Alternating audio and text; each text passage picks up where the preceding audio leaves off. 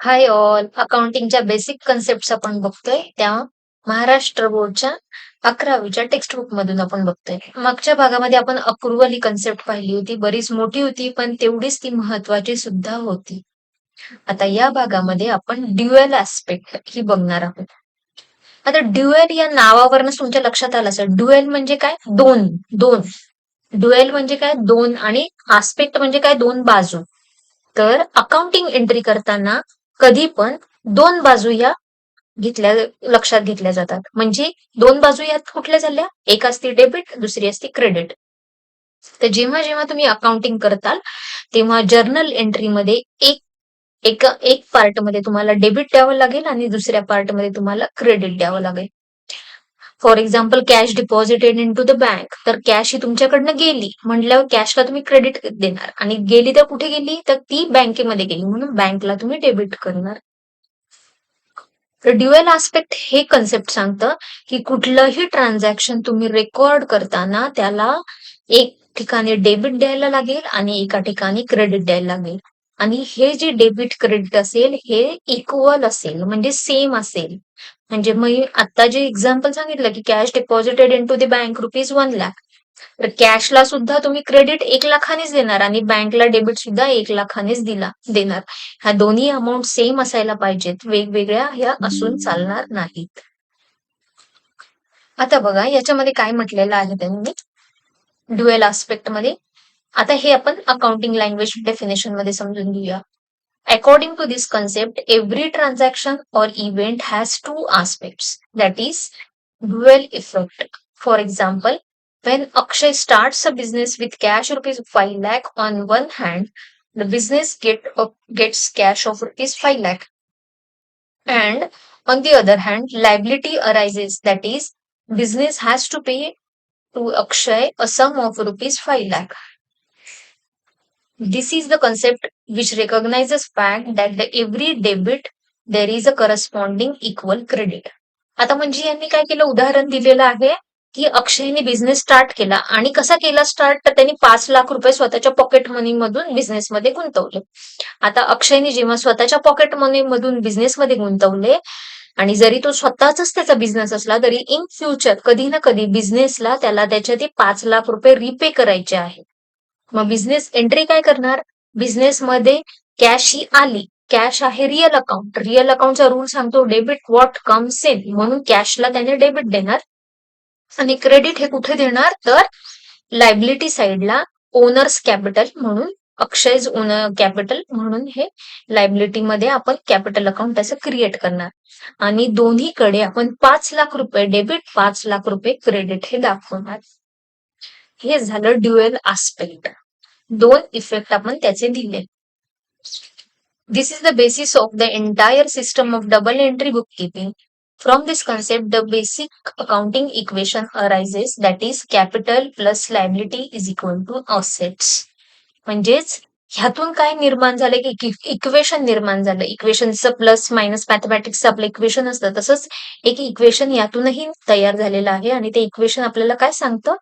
तर capital plus liabilities is equal to assets. तुम्ही balance sheet डोळ्यासमोर आणा. बॅलन्स शीटच्या राईट हँड साईडला तुम्हाला सगळ्या ऍसेट्स दिसतात आणि लेफ्ट हँड साईडला सगळ्या तुम्हाला लायबिलिटीज आणि कॅपिटल दिसतात. मग इथे काय झालेलं आहे? कॅश बँक बॅलन्स 5 लाख रुपयांनी वाढलाय आणि इथे काय झाले लायबिलिटी साईडला? तर कॅपिटल अकाउंट हे अक्षयचं 5 लाख रुपयांनी वाढलेलं आहे आणि बॅलन्स शीट ही at the end of the year आपली टॅली झालेली आहे किंवा at the end of the period ही आपली टॅली झालेली आहे. हे ड्युअल एस्पेक्ट प्रिन्सिपल जर तुम्ही वापरलं तरच तुमची बॅलन्स शीट ही टॅली होते, अदरवाईज ती टॅली होणार नाही. आता पुढचं प्रिन्सिपल बघूया. पुढचं प्रिन्सिपल आहे डिस्क्लोजर. डिस्क्लोजर म्हणजे सोप्या मराठीमध्ये सांगायचं झालं तर तुम्ही ते जे काही आहे तुमच्या बिझनेसचं ते स्पष्टपणे उघड करा. म्हणजे जेणेकरून समोरची पार्टी जेव्हा तुमचं बिझनेसचं financial balance sheet, profit and loss account वाचेल तर त्यावेळेस तिला एकदम व्यवस्थित तुमचं जे काही बिझनेसशी रिलेटेड ट्रान्झॅक्शन आहेत किंवा फ्युचर काय आहे ते तुमच्या बिझनेसचं ते दिसेल. आता जे तुमच्या बिझनेसमध्ये आहे ते स्पष्ट करा. म्हणजे काय? तर तुम्ही ट्रान्झॅक्शन तर रेकॉर्ड करताय, पण ट्रान्झॅक्शन अशी काही गोष्टी असतात की जे तुम्हाला मॉनिटरी फॉर्म मध्ये नसतात पण ते डिस्क्लोज करायचे असतात. फॉर एक्झाम्पल तुमची एखादी कोर्टाची केस चालू असेल, बिझनेसची कोर्टाची केस चालू असेल आणि तिचा रिझल्ट काय होणार आहे हे तुम्हाला माहित नाही, पण जर रिझल्ट निगेटिव्ह आला म्हणजे तुम्ही फेल झाला तर तुम्हाला 5 लाख रुपये समजा कोणाला तरी द्यायचे असतील. जर रिझल्ट पॉझिटिव्ह आला, पास झाला, तुम्ही तुमच्या बाजूनी आला तर तुम्हालाच उलट 5 लाख रुपये त्या व्यक्तीकडनं मिळणार असतील. तर पण अजून हे काही फिक्स नाहीये, माहित नाहीये ह्या गोष्टी, पण होऊ शकतं. अशा ज्या गोष्टी आहेत ना, तर त्या तुम्ही एका नोटद्वारे म्हणजेच बॅलन्स शीटच्या खालती तुम्ही नोट्स फॉर्म मध्ये तिथे तुम्ही ती लिहून ठेवा. जेणेकरून जी समोरची पार्टी तुमचा बॅलन्स शीट रीड करते त्यांना सगळ्यांना तुमच्या गोष्टी त्या समजतील बिझनेसशी रिलेटेड. डिस्क्लोजर हे त्या गोष्टींचं करा ज्या गोष्टी तुम्ही तुमच्या बॅलन्स शीट मध्ये प्रॉफिट अँड लॉस अकाउंट मध्ये अकाउंटिंग एंट्री पास करून दाखवू शकत नाही, अशा गोष्टी तुम्ही डिस्क्लोज करा, उघड करा थोडक्यात.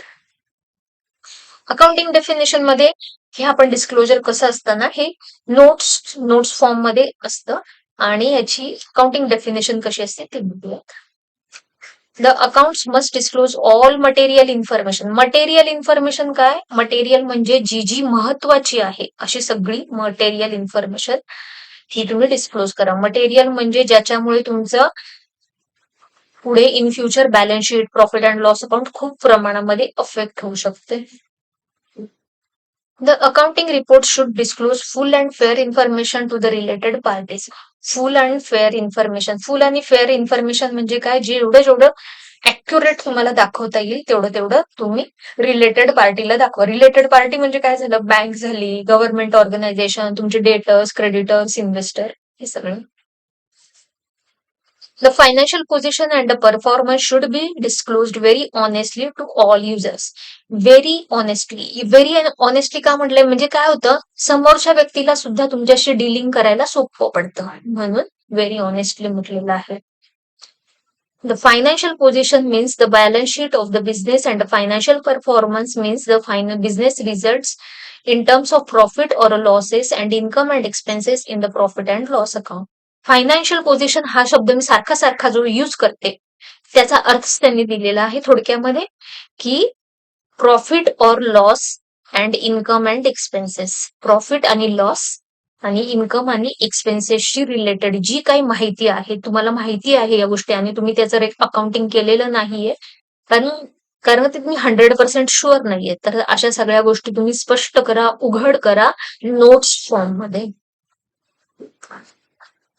All the information disclosed should be relevant, reliable, comparable, and understood by all the concerned authorities. Reliable म्हणजे रेलेव्हंट म्हणजे काय? तर ते ही बिझनेसशी रिलेटेड असावी. रिलायबल म्हणजे काय? ते तुम्हाला काही सर्टन ऍझम्पशन, एस्टिमेट्स, कोर्टाची केस चालली आहे म्हणजे तुम्हाला वकिलाकडनं तरी निर्णय काय होईल हे तुम्हाला माहिती आहे. नंतर कम्पेरेबल म्हणजे काय? तर 2 पिरियड मध्ये तुम्ही कम्पेअर करू शकता की मागच्या वर्षी असं होतं, या वर्षी असं येईल, पुढच्या वर्षी असं होऊ शकतं. आणि understood by all the concerned authorities म्हणजे सगळ्यांना समजेल. कन्सर्न्ड अथॉरिटीज म्हणजे काय? इन्कम टॅक्स अथॉरिटी झाली, जीएसटी अथॉरिटी झाली, किंवा पीएफ जर तुमच्याकडे असतील, एम्प्लॉईज असेल तर पीएफ, ईएसआयसी, अशा ज्या गव्हर्नमेंटशी रिलेटेड अथॉरिटीज आहेत त्या सगळ्या अथॉरिटीजला हे समजेल. जेव्हा तुम्ही एखाद्या मोठ्या कंपनीचं अकाउंटिंग करता तर ह्या अशा छोट्या गोष्टी ह्या खूप महत्वाच्या असतात बिझनेसच्या दृष्टीने आणि तुम्हाला या सगळ्या डिस्क्लोज करायला लागतात, सगळ्या दाखवाव्या लागतात. तुम्ही तुमच्या मॅनेजरला किंवा तुमच्या ओनरला अकाउंटिंग जिथे तुम्ही करता तिथे जर का तुम्ही ह्या गोष्टी सांगितल्या की नाही हे आपल्याला हे दाखवायला लागेल किंवा सीए बरोबर जरी डिस्कस केल्या तरी सुद्धा तुमचं एक नॉलेज किती छान आहे हे त्यांच्या समोर एक चांगलं इम्प्रेशन पडतं. आणि तुम्हालाही या बेसिक अकाउंटिंग कन्सेप्ट या महत्वाच्या माहिती असायला पाहिजे. व्हिडिओ आवडल्यास लाईक करा आणि तुमच्या फ्रेंड्स बरोबर नक्की शेअर करा जेणेकरून त्यांना सुद्धा मदत होईल. ज्ञान हे दिल्याने वाढतं, त्यामुळे नक्की शेअर करा. आणि कमेंटमध्ये तुम्हाला एखादा नवीन अकाउंटिंग कन्सेप्ट हवी असेल तर नक्की सांगा, मी त्या नेक्स्ट व्हिडिओ त्याच्यावरती बनवेल. Thank you, bye.